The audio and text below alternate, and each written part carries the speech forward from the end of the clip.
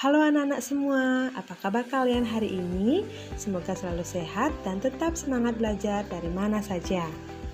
Pada awal semester kedua ini, kita akan mempelajari tema 6 yaitu cita-citaku. Dan kali ini Ibu akan membahas mengenai subtema 1, aku dan cita-citaku, pembelajaran pertama. Nah, sebelum pembelajaran dimulai, Ibu ingatkan jangan lupa untuk selalu menerapkan protokol kesehatan COVID-19 dengan memakai masker, rajin mencuci tangan, jaga jarak fisik, dan hindari kerumunan agar kalian selalu sehat dan terhindar dari virus COVID-19.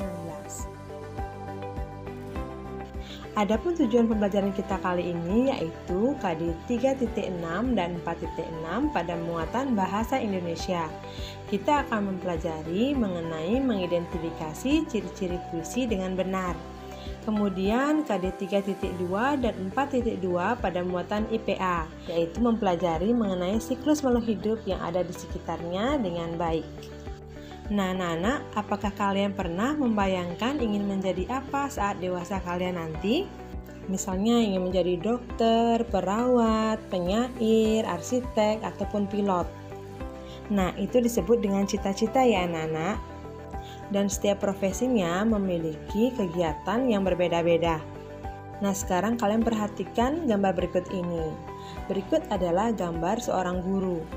Kegiatan utamanya yaitu membimbing, mendidik, mengajar, mengarahkan, melatih, dan mengevaluasi seluruh siswanya. Kemudian gambar berikutnya adalah seorang arsitek. Kegiatan utamanya yaitu merancang, merencanakan, dan mengawasi konstruksi bangunan. Profesi berikutnya yaitu seorang dokter hewan. Kegiatan utamanya yaitu mengobati dan merawat hewan-hewan yang sakit.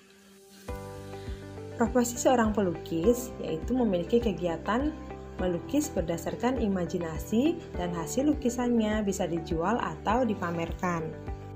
Sedangkan seorang pilot kegiatannya yaitu menerbangkan pesawat dan menjaga keamanan penumpang sampai ke tempat tujuan dengan selamat. Nah, bagaimana dengan kalian semua? Pasti kalian memiliki mimpi dan harapan tentang kegiatan atau pekerjaan kalian kelak nantinya. Maka itu kalian harus tetap semangat belajar untuk meraih cita-cita kalian. Nah, sekarang perhatikan teks berikut mengenai cita-citaku. Cita-citaku. Anganku melayang ke masa depan. Aku ingin menjadi seorang guru. Guru adalah pejuang ilmu di garis depan. Guru tanpa pamrih berbagi ilmu. Aku akan berusaha mencapai cita-cita. Takkan lelah aku mencari ilmu.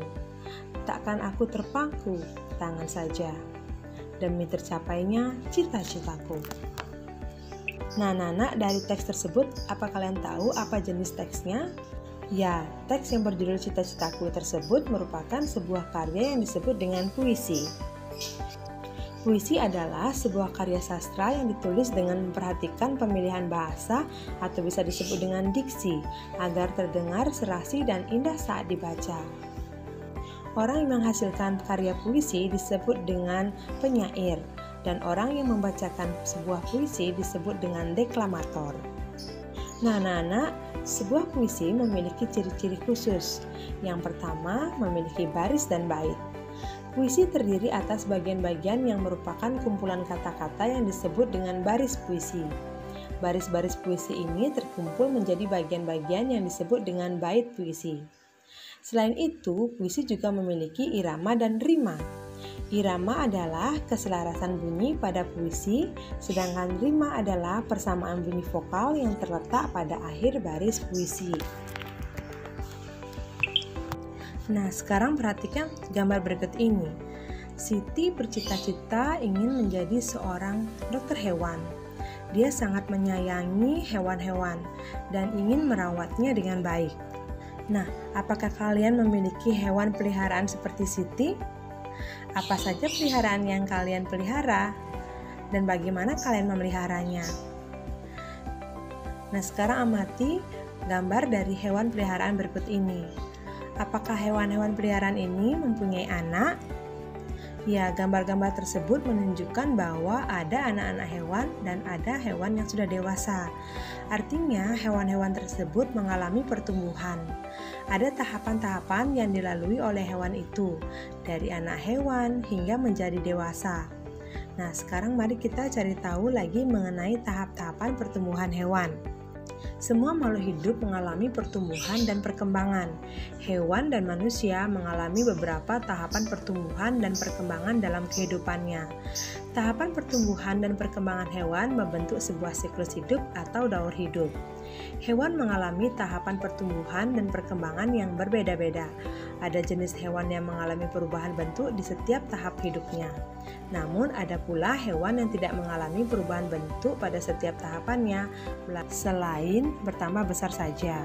Hewan yang mengalami perubahan bentuk dalam siklus hidupnya berarti mengalami metamorfosis, sedangkan hewan yang tidak mengalami perubahan bentuk dalam siklus hidupnya berarti tidak mengalami metamorfosis. Di antara hewan yang mengalami metamorfosis, ada hewan yang mengalami perubahan bentuk pada setiap tahapannya. Ada juga yang tidak. Hewan yang mengalami perubahan bentuk pada setiap tahapan tubuhnya dan perkembangannya dinamakan metamorfosis sempurna. Sedangkan hewan yang mengalami perubahan bentuk hanya ada beberapa tahap tubuh kembangnya dinamakan mengalami metamorfosis tidak sempurna.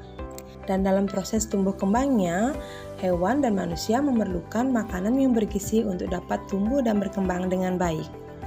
Nah, anak-anak, cukup sekian pembelajaran kita kali ini. Dan untuk melatih sejauh mana pemahaman kalian pada pembelajaran pertama ini, kalian bisa mengerjakan soal latihan berikut pada buku latihan kalian. Sampai jumpa lagi di pembelajaran berikutnya ya anak-anak. Terima kasih.